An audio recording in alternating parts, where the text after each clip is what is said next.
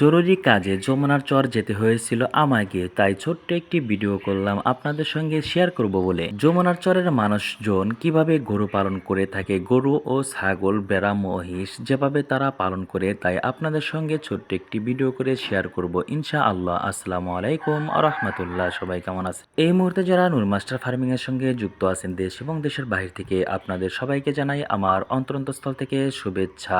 কাঁচামাটির আঁকাবাঁকা মেঠো পথের সাইড দিয়ে এভাবে গরু ছেড়ে দিয়েছে এবং রশি দিয়ে বেঁধে রেখেছে ঘাস খাওয়ার জন্য। চরাঞ্চলের মানুষদের জন্য খুবই উপকারী এই ঘাসগুলো, কারণ এই ঘাসগুলোই বেছে রেখেছে তাদের এই পশুগুলোকে। তারা এই পশুগুলোকে প্রতিদিন সকালবেলা এনে খাবার খাওয়ার জন্য এখানে রেখে যায়। সারাদিন ঘাস খেয়ে পেট ভরে থাকে। সন্ধ্যাবেলা এসে প্রতিটা গরুর মালিক নিয়ে যায় তাদেরকে গোয়ালে তোলার জন্য। মা গরুগুলো এখানে ঘাস খাচ্ছে। দেখুন, ছোট্ট একটি গরুর বাছুর বা বাচ্চা বলেন না কেন, এই বাচ্চাটা শুয়ে আছে। মা গরুর পাশে ছোট্ট একটি বাচ্চা শুয়ে আছে, দেখতে ভীষণ ভালো লাগছে মাশাআল্লাহ।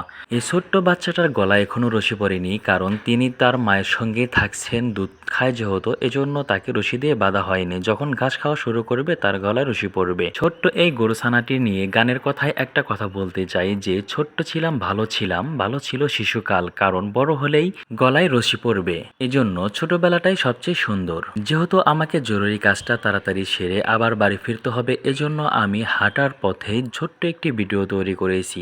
এই যমুনার চরটা বিশাল বড়। যমুনার চর সম্পূর্ণ ঘুরে দেখানো সম্ভব না। আমি যেদিকে কাজে যাচ্ছি তাই রাস্তায় যে ছোট্ট ছোট্ট গরুগুলো দেখতে পাচ্ছি, আমিও ছোট্ট একটি ভিডিও তৈরি করেছি। আমি একজন পশুপ্রেমিক মানুষ, তাই পশু দেখলেই আমার কেমন যেন মনে হয় যে পশুগুলোর সঙ্গে একটু সময় কাটাই। আলাদাভাবে পশুদের সঙ্গে সময় কাটাতে আমার ভীষণ ভালো লাগে, তাই সময় নষ্ট না করে যতটুকু সময় পেয়েছি পশুদের সঙ্গে সময় কাটানোর চেষ্টা করেছি এবং আপনাদের সঙ্গে শেয়ার করলাম। চরাঞ্চলের গরুগুলো দেখতে শুকনা হলেও গরুগুলো সুস্থ আছে, কারণ এই গরুগুলোকে তারা কখনো ফিড খাওয়ায় না, ভুসি খাওয়ায় না বললেই চলে। শুধুমাত্র ঘাসের উপরে বেঁচে আছে এই গরুগুলো, তাই তরুতাজা এবং শক্তিশালী সুস্থ সবল গরু পাবেন শুধুমাত্র এই চরাঞ্চলের গরুতেই। দেখুন, জমিতে মাষকালাই, খেসারি কালাই রোপণ করেছে। এই কালাইগুলো তারা গরুকে খাওয়াচ্ছে। তাদের ভিতরে কি একটা আনন্দ কাজ করছে আমার বুঝে আসে না। এত দামি কালাই তারা গরুকে খাওয়াচ্ছে। তারা গরুকে খাওয়াই হয়তো তারা শান্তি পাচ্ছে যে তাদের পশুগুলো বেঁচে আছে,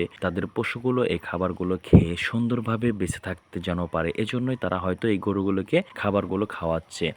দেখুন, নদীর কোল ঘেঁষে কাছারের উপরে চড়ার মধ্যে বিশাল আকার সাইজের একটা ঘোড়া এখানে রশি দিয়ে বেঁধে রেখেছে ঘাস খাওয়ার জন্য। চরাঞ্চলের মানুষ ঘোড়াও পালন করে থাকে। আপনি কি কখনো ঘোড়ার গাড়িতে বা ঘোড়ায় চড়েছেন? অবশ্যই কমেন্টে জানাবেন। আপনার প্রিয় পশু প্রাণী নিয়ে নিয়মিত ভিডিও দেখতে সাবস্ক্রাইব করে নূর মাস্টার ফার্মিং এর সঙ্গেই থাকুন। আল্লাহ হাফেজ।